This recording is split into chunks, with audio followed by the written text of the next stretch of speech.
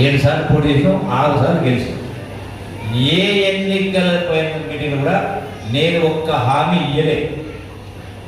నేను ఇట్లా MLA vote లేదని మాట్లాడుతున్నాను. మా కార్యకర్తలు నాకు చోటు చెప్పేది, సార్ ఈ ఊరికి 500 ఇల్లు చెప్పండి, ఈ ఊరికి ఒక 10 కోట్లు శాంక్షన్ చెప్పండి చెప్పింది. ఎందుకంటే ఎందుకు హామీ ఇస్తా, నేను గెలుస్తున్న లేదు నాకే తెలియదు, పోనీ గెలిచినా మా పార్టీ గెలుస్తున్నది మాకు తెలియదు, పోనీ మా ప్రభుత్వం వస్తుందో తెలియదు, పోనీ మా ప్రభుత్వం వచ్చి స్కీమ్ ఇస్తుందో తెలియదు. నాకు జేబుల నుంచి ఎంత ఇచ్చారంటే ఇస్తా చెప్తా.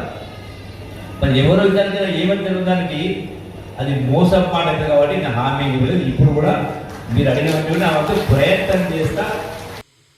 జూపల్లి గారు అస్త్రాలు వదిలేసిండ్రు, నైరాశ్యలు ఉన్నారు, నిరాశలు ఉన్నారు మాట్లాడుతూ ఉన్నారు. ఏ పార్టీకి ఏ పార్టీకి తెలియదు కింద అంటే అసలు వాస్తవం నేను మాట్లాడింది ఏంది, వీళ్ళు మీడియాలో ప్రచారం చేస్తున్నది ఏంటి? నేను తప్పు మాట్లాడినా అబద్ధం మాట్లాడినా ఉన్న వాస్తవే మాట్లాడినా.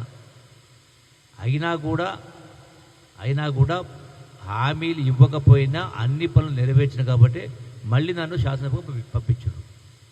ఇది వదిలేసి ఏదో నిరాశలో ఉన్నారు, నిస్పృహలో ఉన్నారు, నైరాశ్యలో ఉన్నటువంటి మాట మరి వాళ్ళకి సంబంధించినటువంటి సోషల్ మీడియా కావచ్చు, ఇంకా ఏమంటారు దాన్ని చదివేస్తే ఉన్నమతి పోయిందన్నట్టుగా కొన్ని అక్కడక్కడ కొన్ని ఛానల్స్ అంటే వాస్తవాలు తెలుసుకోకుండా చేస్తున్నారు, లేకపోతే రాజకీయం కోసం చేస్తున్నారు కింద అంతగా పరిస్థితి.